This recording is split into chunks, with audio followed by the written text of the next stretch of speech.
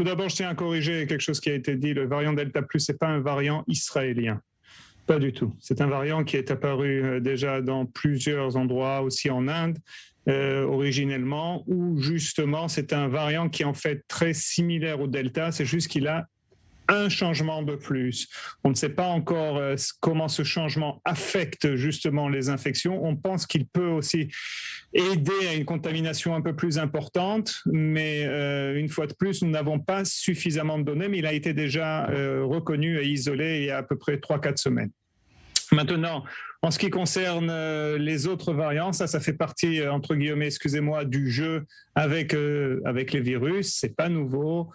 Petit à petit, ces virus subissent des mutations, on a de nouveaux variants. Maintenant, la question à savoir, c'est 1, est-ce que ces variants infectent plus? 2, est-ce que ces variants sont capables de se soustraire de la réponse immunitaire, qu'elle soit à cause du vaccin ou chez des gens qui ont déjà eu la Covid-19 avec une autre souche, et là, donc, ils seront moins résistants.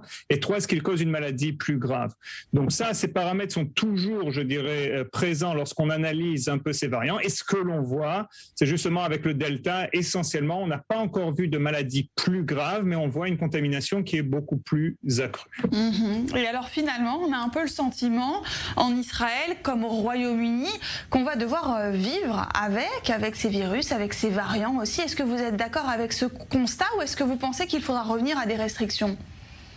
Non, je suis entièrement d'accord. Je crois qu'aujourd'hui, surtout avec les chiffres que l'on a plus ou moins, que ce soit en Israël ou à l'étranger, que le vaccin, pour l'instant, protège à plus de 90% des formes graves, pas peut-être des infections et pas peut-être des formes légères, mais des formes graves.